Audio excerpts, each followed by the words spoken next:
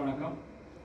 அதே மாதிரி ஒருத்தருடைய ஜாதகத்தில் லக்னத்துக்கு 5ஆம் இடம் பூர்வ புண்ணியஸ்தானம்னு சொல்லுவோம்.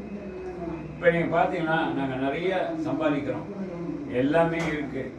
அப்பா புள்ள அம்மா பையன் ஃபாரினில் இருக்கான், பொண்ணு வெளிநாட்டில் இருக்கா, அவருடைய ஒய்ஃபும் சம்பாதிக்கிறா, அவரும் சம்பாதிக்கிறாரு. பணம் காசு எல்லாம் இருந்தால் கூட அம்மா இருக்கா, அப்பா இருக்கான், எல்லாருமே கூட பிறந்தவங்களாம் இருக்காங்க. ஆனால் வீட்டில் ஒரு மன அமைதி இல்லை அப்படின்னு சொல்லி எதனாலன்னா உங்கள் குடும்பத்துக்கு பித்ருக்களுடைய சாபங்கள் இருந்தால் மன அமைதி இருக்காது. அது இல்லாமல் இன்னொரு வழினாக்கா உங்கள் ஜாதகத்தை வச்சு அந்த குடும்பத்துக்கு அந்த 5ஆம் இடத்தை வச்சு பெண் சாபம் இருக்கா, பித்திரு சாபத்தை அதுவும் பெண் சாபம் இருந்தாக்கா ஒரு வாழ வந்த பெண்ணை சித்திரவதை பண்ணியிருக்காங்க, செஞ்சுருக்காங்க அப்படின்னு குடும்பப்படுத்தியிருக்காங்க அப்படின்னு சொன்னால் அந்த பாவங்கள் 7 தலைமுறையும் கண்டிப்பாக பாதிக்கும். கண்டிப்பாக பாதிப்பு கொடுக்குன்னா பணம் காசுலாம் இருக்கும், ஒன்று குழந்தை செவிடாக இருக்கும், இல்லை கண்ணு தெரியாமல் இருக்கும், ஊனமாக இருக்கும், இல்லைன்னா நல்லா அந்த பிஸ்னஸ் திடீர்னு எப்படி அதை கண்டுபிடிக்கலாம்?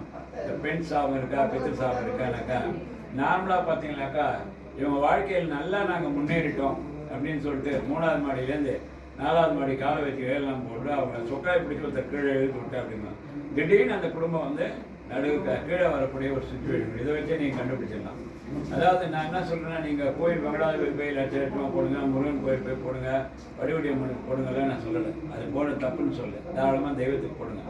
ஆனால் எப்போவுமே உங்கள் பித்திருக்களுக்கு வேண்டிய கர்மாக்களை, தர்ப்பணங்களை, திரிகளை ஒழுங்காக நீங்கள் பண்ணிங்கன்னா 1க்கு 1000 மடங்கு உங்களுக்கு கிடைக்கும். முதல்ல நம்ம வேதமே என்ன சொல்லு, மாத்து தேவோபவா, பித்ரு தேவோபவா, ஆச்சாரிய தேவோபவான்னு அப்பா அம்மா தான் முதல் தெய்வம். அவங்களுக்கு உண்டான தர்ப்பணங்களை கரெக்டாக பண்ணிட்டு வந்தீங்கன்னா இதுக்கு இது பெண் சாபனியங்களும் நாங்கள் வீடியோ போடுறோம்.